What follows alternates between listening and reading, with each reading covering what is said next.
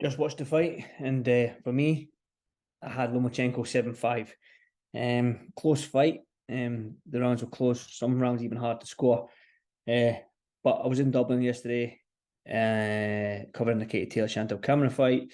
My plane was at 6 a.m. So at the airport for 4 a.m. So as I was boarding the plane, the fight had just started, and as I landed, the fight had finished.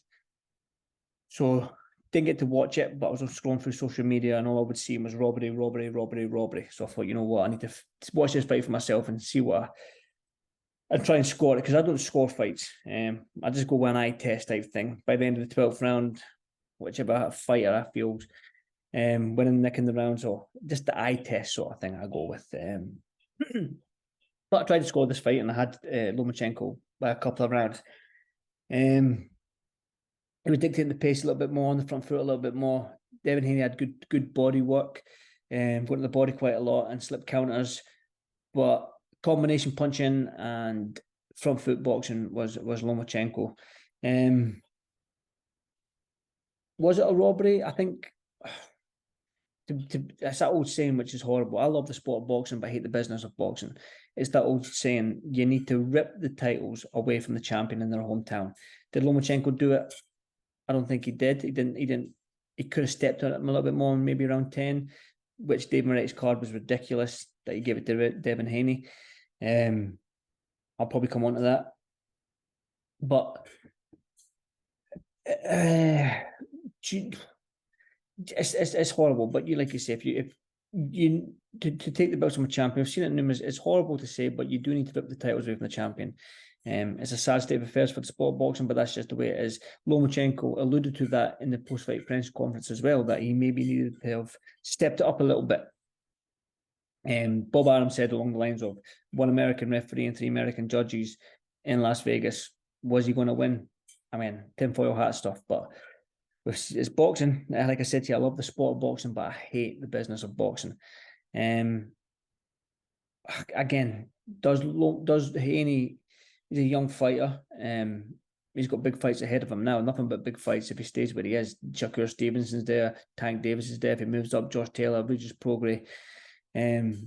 So next fight is just going to be another big fight for Devin Haney. But does he owe Lomachenko the rematch?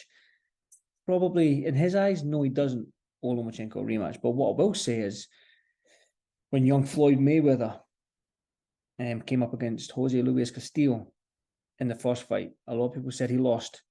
What did Floyd Mayweather do? He came back and handed out an absolute ass whipping. Does Devin Haney need to do that? Probably not. He doesn't owe Lomachenko a rematch. Floyd Mayweather didn't owe Castillo a rematch. He just wanted to prove to everyone that it was an off night or a fluke or whatever it was. So that's what champions do, though, I think. And if Devin Haney wants to be that true champion, is to give Lomachenko that rematch. Now, there's been loads of fights that have gone down that route as well. But like I say, Devin Haney doesn't owe him it. But if he wants to be in that sort of realm with Floyd Mayweather, which is going to be hard because Floyd's one of the greatest to ever do it, then he proved all the doubt was wrong and handed out an ass whipping in the rematch. But like I say, if he moves up to 140, he looks a bit tight at the weight at 135. I mean, Regis Prograis, Jack Catterall, Josh Taylor, Teofimo Lopez. It's not an easy division. It's a dangerous division to be in. Arnold Barboza Jr. as a good fight. He might be fighting Regis. It's a dangerous division to be in as well. So there's no escaping in these big fights or absolute monsters in either division. But I feel for Lomachenko. A lot was made on his age. Uncut. I'm not cutting that out. But being 36, he's proved that he's still got it. Doing that to Devin Haney, proving that he was his toughest fight to date. But where does Devin Haney go from this?